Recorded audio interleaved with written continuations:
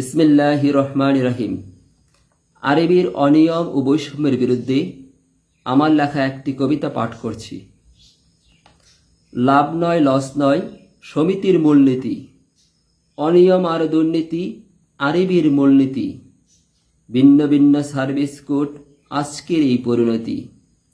ঝড় বৃষ্টি আর বজ্রপাতে কর্মীরা ছুটে চলে মাটি আর ঘাটে।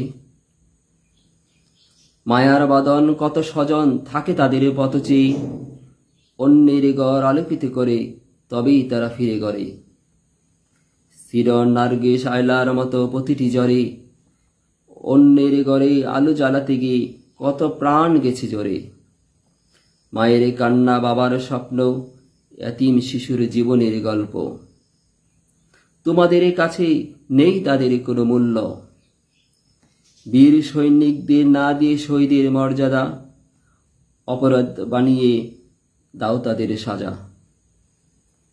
কানাকে বলতে মানা কানা, তবু তোমরা সৃষ্টি করেছ কানা মানা। তোমাদের দৃষ্টি কত কানা, তোমাদের রুচির কথা বলতেও মানা। পল্লী বিদ্যুৎ দেশের 12 কোটি মানুষের গড়ে, আমাদের নিয়ে ছিনিমিনি খেলে তারাই যাবে সরে। চারিদিকে দুশ্মন বেগনা এই মন, সাহস জমিয়ে রেখো মনে।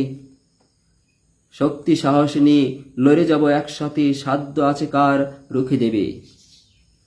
40,000 সৈনিক নিয়ে শিয়ালেরা খেলে, 47 বছর ধরে তারা পরাধীন করে রাখে।